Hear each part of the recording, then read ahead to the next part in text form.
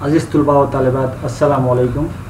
गुज़िश्ता lectures में हमने मसनवी की तारीफ़ और फिर मसनवी के मौज़ूआत का मुताला किया था। आज के लेक्चर में हम उर्दू मसनवी का आगाज़ व इर्तिक़ा किस तरह से हुआ उस पर रोशनी डालने की कोशिश करेंगे। मसनवी के इर्तिक़ा को हम दो हिस्सों में तक़सीम कर सकते हैं।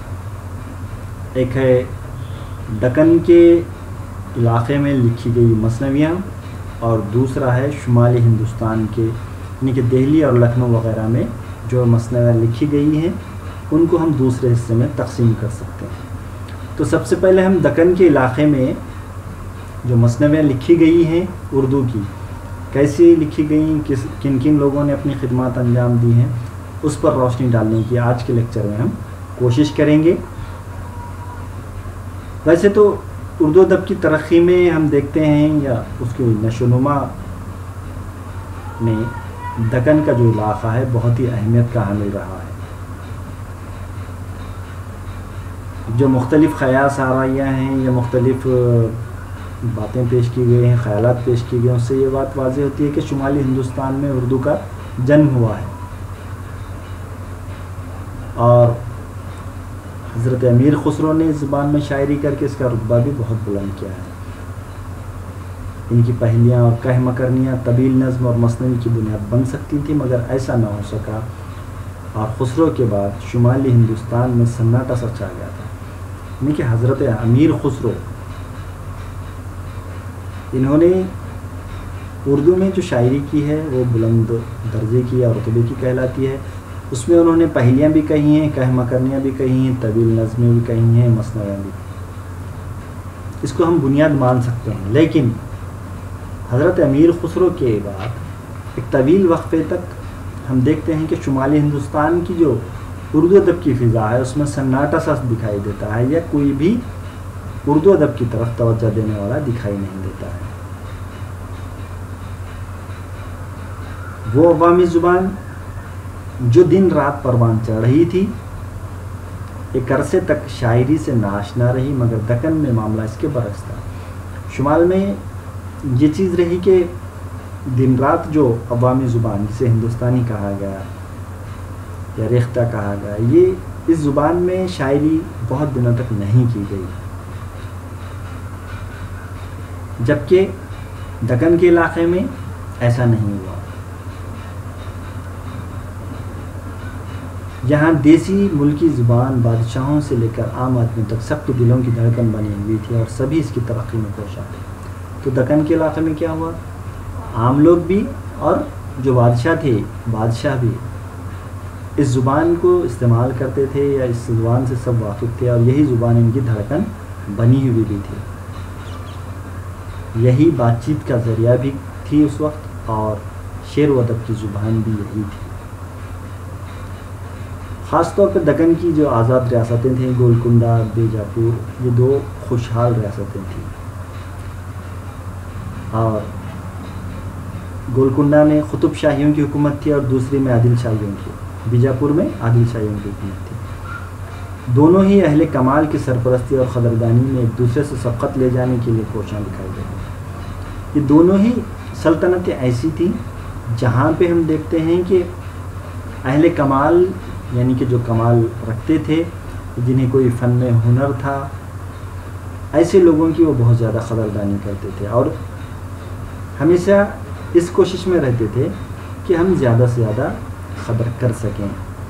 बाज़ बादशाह ख़ुद भी शायर थे और नज़्म व गज़ल के सिवा उन्होंने छोटी छोटी मसनवियाँ लिखी हैं। गोलकुंडा के या फिर बीजापुर के जो बादशाह कुछ ऐसे भी गुज़रे हैं जिन्होंने ख़ुद शायरी की है, नज़में लिखी हैं, गज़लें लिखी हैं और कुछ मुख्तसर या छोटी सी मसनवियाँ भी उन्होंने लिखी हैं। अब आगे बढ़ते हैं, देखते हैं कि इब्तिदाई दौर मसनवी का कौन सा कहलाता है।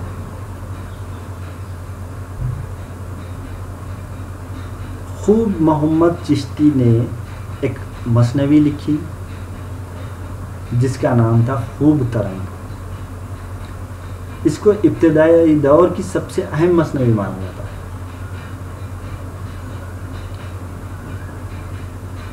خوب محمد چشتی کی خوب ترنگ جو مثنوی ہے، اس کو ابتدائی دور کی اہم مثنوی مانا جاتا ہے. ایک طویل مثنوی ہے اور اس میں اخلاق و تصوف کی تعلیم انہوں نے دی ہے. اس کی زبان نامانوس ہے، یعنی کہ ہم اس سے آشنا نہیں ہیں، یا جو عام زبان تھی اس طرح کی زبان نہیں ہے. کہیں کہیں مشکل زبان بھی دکھائی دیتی ہے، لیکن نصیحتوں کو دلچسپ اور سبق آموز بنانے کے لیے ساری مثنوی چھوٹے چھوٹے قصوں اور کہانیوں سے بھری پڑی ہے. انہوں نے مثنویوں، یہ جو مثنوی ہے اس کو دلچسپ بنانے کے لیے یا سبق آموز بنانے کے لیے چھوٹے چھوٹے جو قصے ہیں اس مثنوی میں خوب محمد چشتی نے شامل کیے ہیں یا پیش کیے ہیں.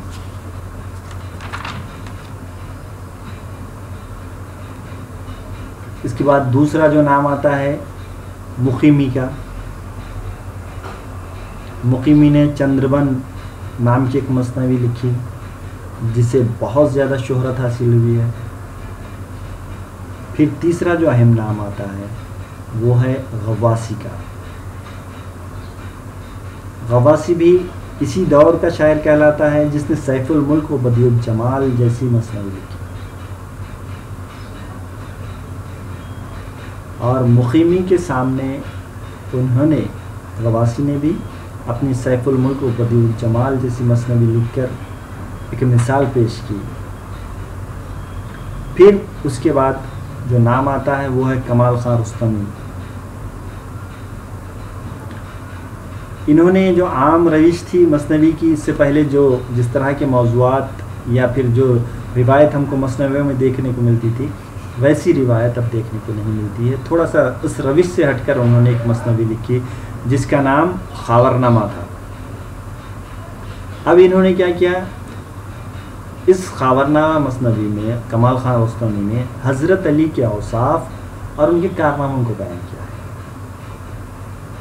ایک طویل مثنوی ہے، اس میں تقریباً 24,000 اشعار شامل ہیں. روایت سے ہٹ کر انہوں نے یہ کام انجام دیا. پھر علی عادل شاہ ثانی جو شعر و ادب کے بہت زیادہ قدردان مانے جاتے ہیں، ان کے دربار میں کئی بڑے شاعر جمع ہوتے ہیں، جس میں نصرتی ہے جو خاص علی عادل شاہ ثانی کے دربار کا ملک الشعراء جسے کہا جاتا ہے. اور اس نے، نصرتی نے 2 زبردست مثنویاں جو بہت زیادہ مشہور ہوئی ہیں، 2 مثنویاں لکھی جس میں ایک علی نامہ ہے اور دوسری ہے گلشن عشق. جیسا کہ نام سے واضح ہے، علی نامہ ایک تاریخی رزمیہ ہے.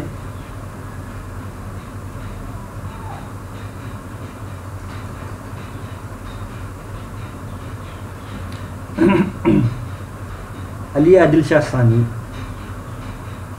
جو ایک طرف مغل بادشاہوں سے لوہا لیتا رہا تو دوسری طرف شیواجی سے مثنوی علی نامہ انہی کارناموں اور جنگوں کا حسین اور دلکش بیان ہے.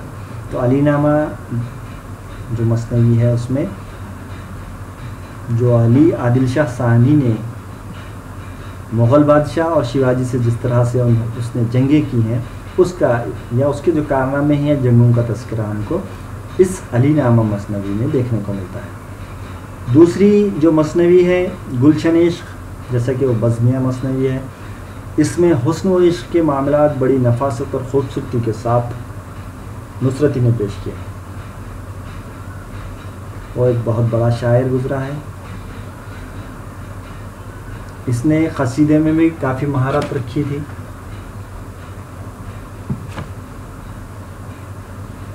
اور ہم دیکھتے ہیں کہ مثنوی میں اکثر وہ ڈرامائی انداز اختیار کرتا ہوا دکھائی دیتا ہے. مکالمے بھی اس نے بہت ہی خوبصورت پیش کیے ہیں. تو اس طرح سے علی عادل شاہ ثانی کے دور کا جو ملک الشعراء تھا نصرتی، اس نے 2 مثنویوں کے ذریعے بہت زیادہ شہرت بھی پائی ہے. نصرتی کے بعد ہاشمی نام کا ایک نابینا شاعر گزرا ہے. اس کا بھی شمار اردو کے قدیم شعراء میں ہوتا ہے. اور اس کی جو ایک مثنوی بہت زیادہ شہرت ملی ہے جس کو، وہ ہے یوسف زلیخا نام کی ایک مشہور مثنوی۔ پھر ملا وجہی، جس نے ایک ایسی شاہکار مثنوی لکھی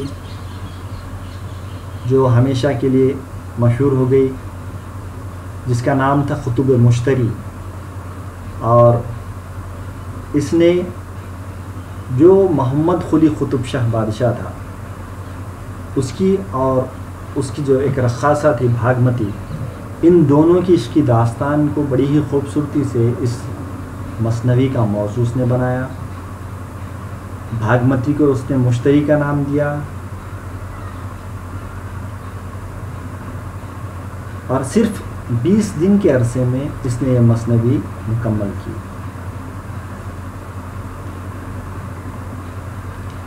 دراصل وجہی جو قطب شاہ درباری شاعر تھا، وہ اپنے بادشاہ کو خوش کرنا چاہتا تھا، اور اس نے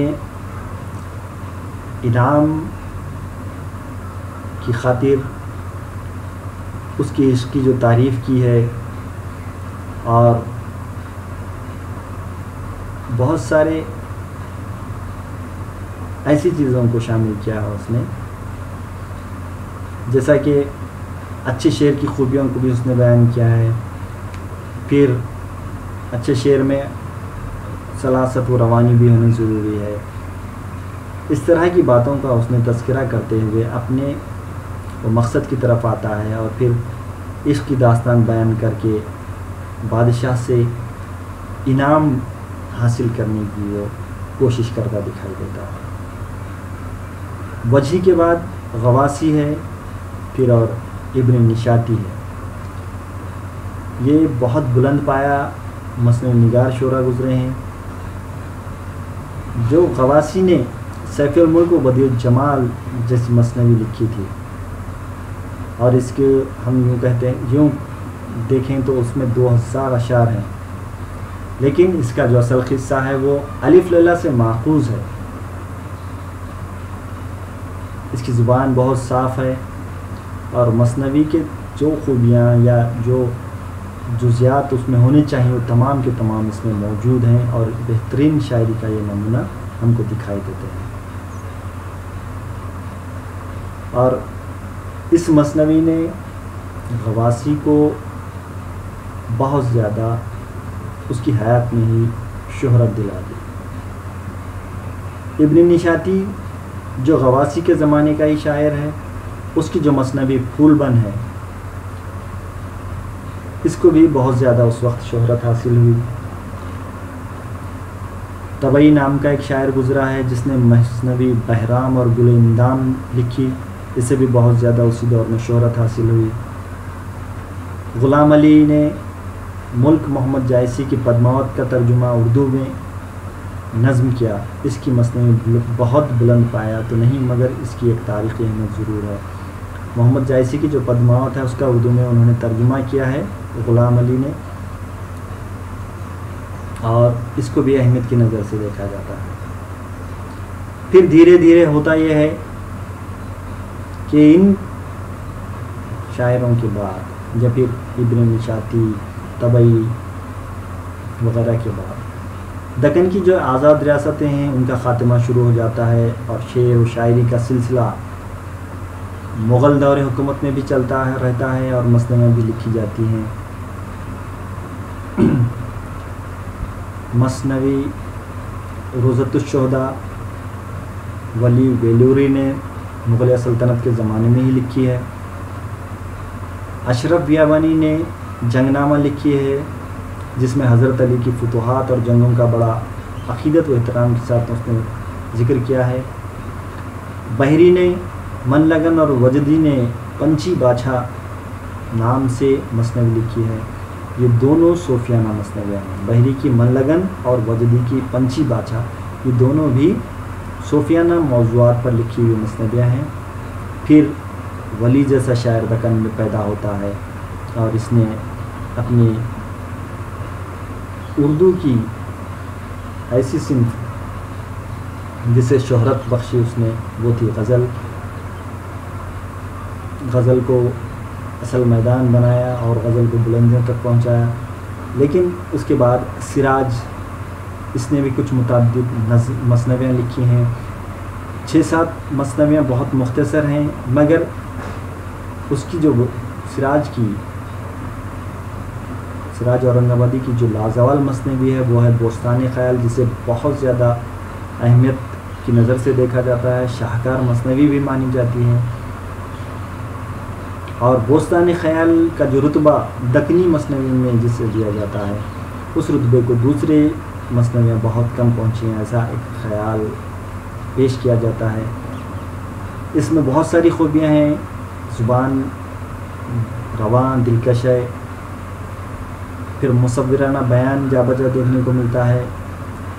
جذبات انسانی کی عجیب و غریب مرقع کشش مثنویوں دیکھنے کو ملتی ہے. دکنی مثنویوں کا خاتمہ ہم دیکھتے ہیں کہ بوستان خیال پر ہی سمجھا جا سکتا ہے. تو اس طرح سے جو سلسلہ خوب محمد چشتی سے شروع ہوتا ہے، وہ سلسلہ آگے بڑھتے ہوئے غواسی، کمال خان رستمی، علی عادل شاہ ثانی، ہاشمی، وجہی، ابن نشاطی اور طبعی،